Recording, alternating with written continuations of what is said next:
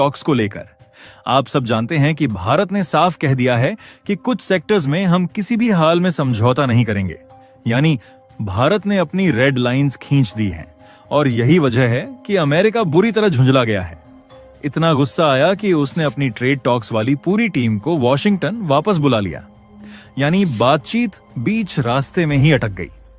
लेकिन दोस्तों, इसका मतलब ये कतई नहीं है कि भारत अपने एक्सपोर्ट्स को लेकर चुप बैठ गया है, बल्कि सच्चाई ये है कि भारत ने एक शानदार मूव खेला है।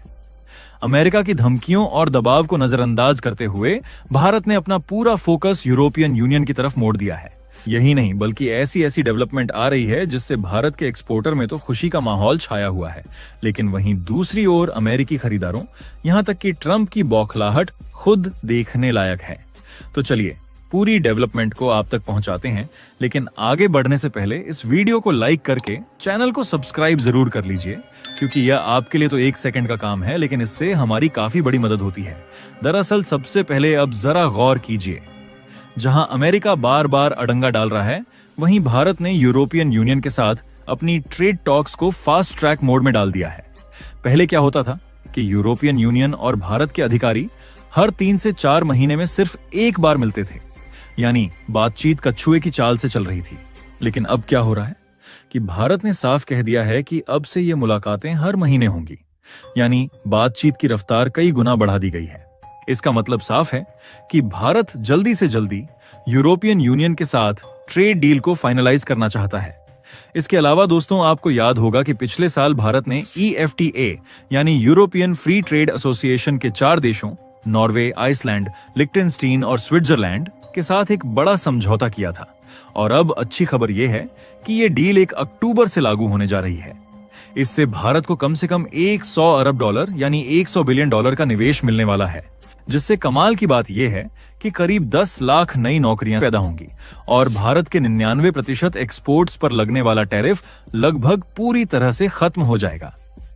यानी एक बार के लिए आप सोच कर देखिए कि यह कितना बड़ा बदलाव है, जो कि न सिर्फ भारत को एक नई दिशा प्रदान करेगा, बल्कि भारत की इकोनॉमी में भी एक नया बूस्ट डालेगा। इतना ही नहीं, अमेरिका से जब बातचीत अटक रही थी, उसी दौरान भारत ने ओमान के साथ अपनी ट्रेड डील की नेगोशिएशंस खत्म कर दी। अब बस औपचारिक साइनिंग बाकी है। और यूके की बात करें तो आपको पता ही है, हाल ही में पीएम मोदी यूके दौरे पर गए थे।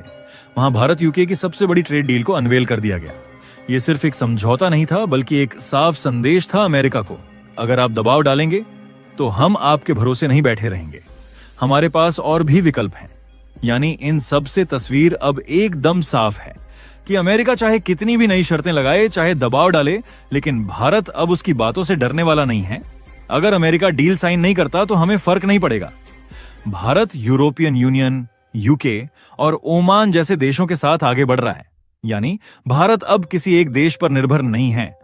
यहीं से अब असली खेल शुरू होता है। भारत ने जिस तरह से अमेरिका की चालों को इग्नोर करके यूरोप, यूके और ओमान की तरफ ध्यान लगाया है, यह सिर्फ डिप्लोमेसी नहीं, बल्कि एक बड़ा रणनीतिक मास्टर स्ट्रोक है। क्योंकि यूरोपियन यूनियन और भारत की डील का सबसे बड़ा असर हमारे एक्सपोर्ट सेक्टर्स पर पड़ेगा, जिसमें सबसे पहला है टेक्सटाइल और गारमेंट्स। भारत का टेक्सटाइल पहले से ही वियतनाम, बांग्लादेश और तुर्की से मुकाबला करता है, लेकिन बाकी देशों से यूरोपीय यूनियन में से सामान बहुत सस्ता पहुंचता है। अगर यूरोपियन यूनियन भारत से टैरिफ कम करता है तो हमारे टेक्सटाइल्स को भी वही बराबरी का मौका मिलेगा। इसका मतलब लाखों नई नौकरियां हमारे कपड़ा उद्योग में होगी। अगला फायदा होगा जेम्स एंड ज्वेलरी सेक्टर में। दरअसल भारत हीरे और ज्वेलरी का सबसे बड़ा हब है। यूरोपियन मार्केट में अगर टैक्स घटा तो भारत से डिमांड कई गुना बढ़ सकती है।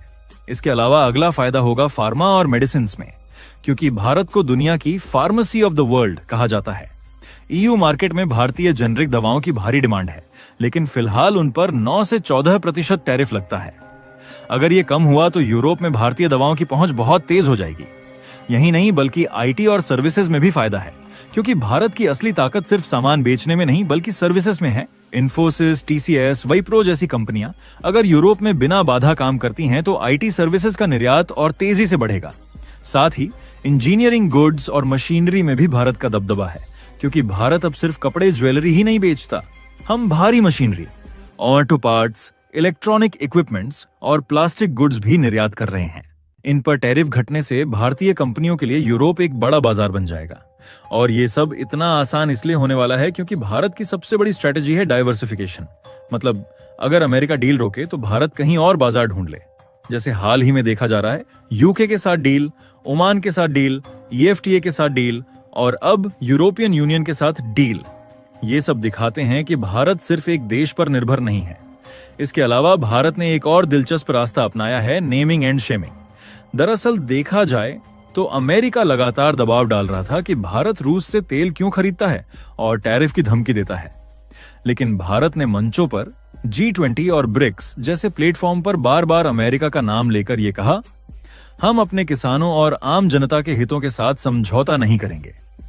यहीं से अमेरिका की यह नीति पूरी दुनिया के सामने एक तरफा और दबंगई वाली साबित हुई।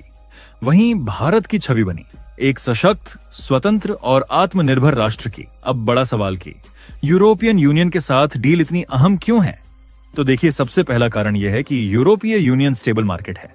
अमेरिका आज है, कल ट्रंप या कोई और आकर टैरिफ लगा दे। लेकिन यूरोपियन यूनियन एक रूल बेस्ड सिस्टम है। मतलब एक बार डील साइन हो गई तो आसानी से बदलना मुश्किल है, यानी भारत को वहां एक स्थिर बाजार मिलेगा। दूसरा कारण है बड़ा आकार। यूरोपियन यूनियन भारत का दूसरा सबसे बड़ा ट्रेड पार्टनर है। अगर FTA साइन हुआ तो भारत के एक्सपोर्ट्स सालाना 15 से 20 अरब डॉलर तक बढ़ सकते हैं। और तीसरा सबसे बड़ा कारण है जॉब क्रिएशन को लेकर, क्योंकि अनुमान है कि सिर्फ EFTA डील से 10 लाख नौकरियां बनेंगी। सोचिए, अगर EU FTA भी साइन होता है तो कितने करोड़ लोगों को रोजगार मिलेगा। यानी कि जो अमेरिका सोच रहा था कि अगर वो भारत को दबाएगा तो भारत झुक जाएगा, लेकिन हुआ उल्टा। भारत ने अमेरिका को दरकिनार करके और बड़े बाजारों में जगह बना ली। यानी भारत का साफ संदेश है कि हम अकेले नहीं हैं। और दोस्तों, PM मोदी ने हाल ही में अपने भाषण में कहा था, खेती और किसानों के मुद्दे पर कोई समझौता नहीं होगा और सोशल सेफगार्ड्स पर कोई नेगोशिएशन नहीं होगा। यानी भारत ने अमेरिका को साफ बता दिया है कि हम अपने मूल हितों पर किसी का दबाव नहीं मानेंगे। और जब अमेरिका दोगलापन दिखा रहा है तो भारत ने यूरोप, UK और ओमान जैसे देशों से हाथ मिलाकर पूरी दुनिया को यह संदेश दे दिया है कि भारत अब किसी एक के भरोसे नहीं बैठा है। हालांकि ऐसा भी नहीं है कि भारत अमेरिका के साथ व्यापार वार्ता को झगड़े में बदल रहा है, बल्कि भारत तो अपने हित के लिए शर्तें रख रहा है। लेकिन बातचीत में भारत भी वह सभी नरमी दिखा रहा है जिसके लिए भारत कैपेबल है। लेकिन शायद अभी भी अमेरिका और भारत के बीच बातें सुलझी नहीं है, क्योंकि या नहीं? हमें जरूर बताइए अपने विचार कमेंट सेक्शन में, और इस वीडियो को लाइक करके अपने मित्रों तक भी इस जानकारी को जरूर पहुंचाएं। साथ ही इसी तरह खबरों से अपडेटेड रहने के लिए चैनल को सब्सक्राइब करके बेल आइकन को ऑल पर जरूर सेलेक्ट करें। जय श्री राम।